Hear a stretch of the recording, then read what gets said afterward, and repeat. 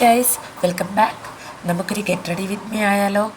അപ്പോൾ നമുക്ക് get ready with മീയിലേക്ക് കിടക്കാം. അപ്പോൾ ആദ്യം തന്നെ ഇത് വളരെ സിമ്പിളായിട്ടുള്ള ഗെറ്റ് റെഡി വിത്ത് മീ ആണ് കേട്ടോ. അപ്പോൾ ആദ്യം തന്നെ കാജൽ എടുത്തതിന് ശേഷം നമ്മുടെ കണ്ണിൻ്റെ അടിയിലായിട്ട് വരച്ച് കൊടുക്കുന്നുണ്ട്. രണ്ട് കണ്ണിനടിയിലും ഇതുപോലെ വരച്ച് കൊടുക്കുക. ഇത് ഞാൻ എടുത്തിട്ടുള്ളത് ഹിമാലയയുടെ കാജലാണ്. ഇതിൻ്റെ കളറിനെ പറ്റി പറയാതിരിക്കാൻ വയ്യ, ഭയങ്കര നല്ല ബ്ലാക്കാണ്, ഒരു സിൽക്കി ബ്ലാക്ക് എന്നൊക്കെ പറയില്ല, അത്തരത്തിലുള്ള ഒരു ബ്ലാക്കാണ്. പിന്നെ അതുപോലെ തന്നെ ഗൈസ്, ഇത് വന്നിട്ട് ഒറ്റ ലെയറിൽ തന്നെ നമുക്ക് ഭയങ്കര കട്ട് ചെയ്ത് തരും. അതാണ് എനിക്ക് ഏറ്റവും കൂടുതൽ ഇഷ്ടമായത്. കാരണം മറ്റുള്ളതൊക്കെ നമുക്ക് കുറച്ചിങ്ങനെ 1 2 3 നമ്മൾ അതിൽ കൂടിയിട്ട് ഇങ്ങനെ റിപ്പീറ്റ് ചെയ്ത് വരയ്ക്കണം. പക്ഷേ ഇത് വന്നിട്ട് അങ്ങനെയല്ല, ഇത് ഭയങ്കര ഒറ്റ ലെയറിൽ തന്നെ നമുക്ക് നല്ല ഒരു കറുപ്പ് നിറം നമ്മുടെ കണ്ണിന് നൽകും.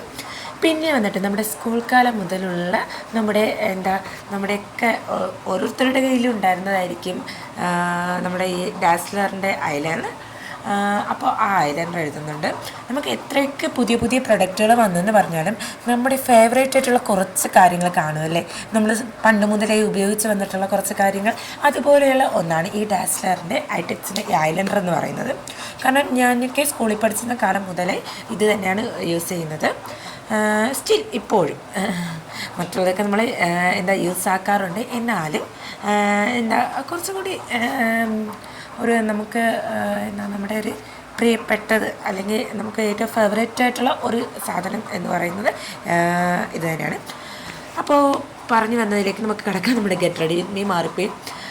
സോ അതിനുശേഷം നമ്മൾ ഒരു ലിപ് ലൈനർ വരച്ച് കൊടുക്കുന്നുണ്ട്. ലിപ് ലൈനറിൽ വളരെ കലാബോധമില്ലാത്തതായതുകൊണ്ടാണ് അങ്ങനെ ഒരു ഒരു ഷേപ്പൊന്നും ഇല്ലാതെ ആയിപ്പോയത്. അപ്പോൾ ഹുദ ബ്യൂട്ടിയുടെ 5-in-1 ലിപ്സ്റ്റിക്കാണ് യൂസ് ചെയ്യുന്നത്. പിന്നെ പൊട്ട് വയ്ക്കുന്നുണ്ട്. പിന്നെ ചെറിയ രീതിയിലൊരു സിന്ദൂരം തൊടുന്നുണ്ട്. പിന്നെ ഹെയർക്ക് അങ്ങനെ എനിക്ക് ഹെയറിൽ താജ്മഹലൊന്നും പണിയാൻ അറിയത്തില്ല ഗൈസ്. അതുകൊണ്ട് തന്നെ എനിക്ക് കഴിയുന്നത് പോലെ ഒരു ക്ലച്ചർ വെച്ച് അതിനെ പിൻ ചെയ്ത് വെച്ചിട്ടുണ്ട് ഹെയർ ബാക്കിലായിട്ട്. എന്നിട്ട് കുറച്ച് ഹെയർ 2 സൈഡിലായിട്ട് എടുത്തിട്ടുണ്ട്.